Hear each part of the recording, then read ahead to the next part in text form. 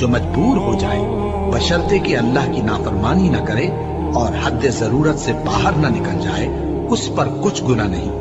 بے شک اللہ بخشنے والا ہے، رحم کرنے والا ہے۔ جو لوگ اللہ کی کتاب سے ان آیتوں اور ہدایتوں کو جو اس نے نازل فرمائی ہیں چھپاتے اور ان کے بدلے تھوڑی سی قیمت یعنی دنیاوی منفعت حاصل کرتے ہیں، وہ اپنے پیٹوں میں محض آگ بھرتے ہیں۔ ایسے لوگوں سے اللہ قیامت کے دن نہ کلام کرے گا اور نہ ان کو گناہوں سے پاک کرے گا، اور ان کے لیے دکھ دینے والا عذاب ہے۔ یہ وہ لوگ ہیں جنہوں نے ہدایت چھوڑ کر گمراہی اور بخشش چھوڑ کر عذاب خرید لیا۔ یہ آتش جہنم کی کیسی برداشت کرنے والے ہیں۔ یہ اس لیے کہ اللہ نے کتاب سچائی کے ساتھ نازل فرمائی، اور جن لوگوں نے اس کتاب میں اختلاف کیا وہ ضد میں آ کر نیکی سے دور ہو گئے ہیں۔ نیکی یہی نہیں کہ تم